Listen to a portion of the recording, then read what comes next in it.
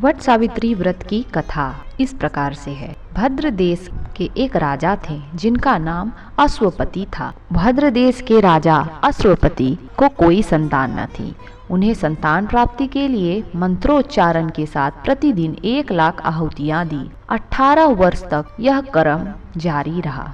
इसके बाद सावित्री देवी ने प्रकट होकर वर दिया कि राजन, तुझे एक तेजस्वी कन्या पैदा होगी। सावित्री देवी की कृपा से जन्म लेने के कारण कन्या का नाम सावित्री रखा गया। कन्या बड़ी होकर बेहद रूपवान हुई। योग्य वर न मिलने पर सावित्री के पिता दुखी थे। उन्होंने कन्या को स्वयं वर तलाशने के लिए भेजा। सावित्री तपोवन में भटकने लगी। वहाँ साल्व देश के राजा द्युमत्सेन रहते थे, क्योंकि उनका राज किसी ने छीन लिया था। उनके पुत्र सत्यवान को देखकर सावित्री ने अपने पति के रूप में उनका वरण किया।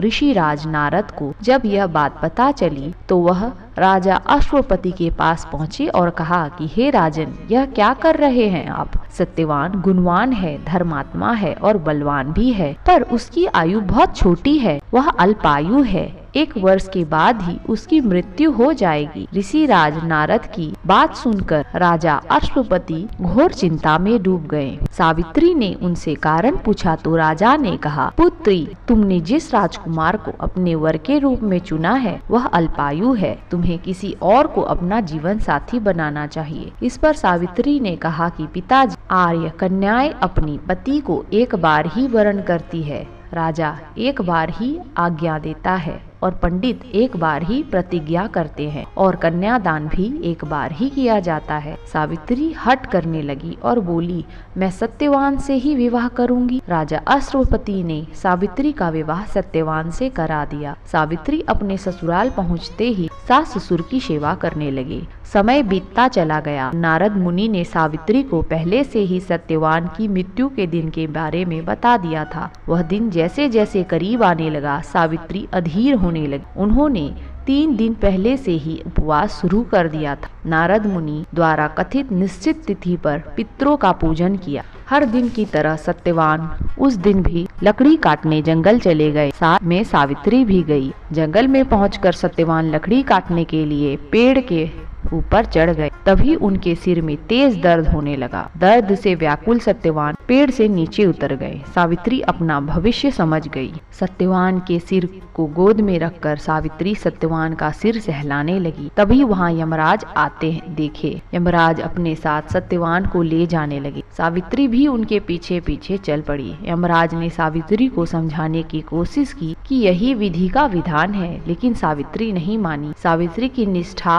पति परायणता को देखकर यमराज ने सावित्री से कहा कि हे देवी, तुम धन्य हो, तुम मुझसे कोई भी वरदान मांगो। सावित्री ने कहा कि मेरे सास ससुर वनवासी हैं और अंधे हैं, उन्हें आप दिव्य ज्योति प्रदान करें। यमराज ने कहा, ऐसा ही होगा, जाओ, अब लौट जाओ। लेकिन सावित्री अपने पति सत्यवान के पीछे पीछे चलती रही। यमराज ने कहा, देवी तुम वापस जाओ। सावित्री ने कहा, मुझे अपने पति देव के पीछे चलने में कोई परेशानी नहीं है। पति देव के पीछे चलना मेरा कर्तव्य है। यह सुनकर उन्हें फिर से एक वरदान मांगने के लिए कहा गया। सावित्री बोली, हमारे ससुर का राज छीन गया है, उन्हें पुनः वापस दिला दे। यमराज ने सावित्री को यह वरदान दे दिया और कहा, अब तुम लौट जाओ। लेकिन सावित्री पीछे पीछे चलती रही। यमराज ने सावित्री को तीसरा वरदान मांगने को कहा। इस पर सावित्री ने 100 संतानों और सौभाग्य का वरदान मांगा। ब्रह्मराज ने इसका वरदान भी सावित्री को दे दिया।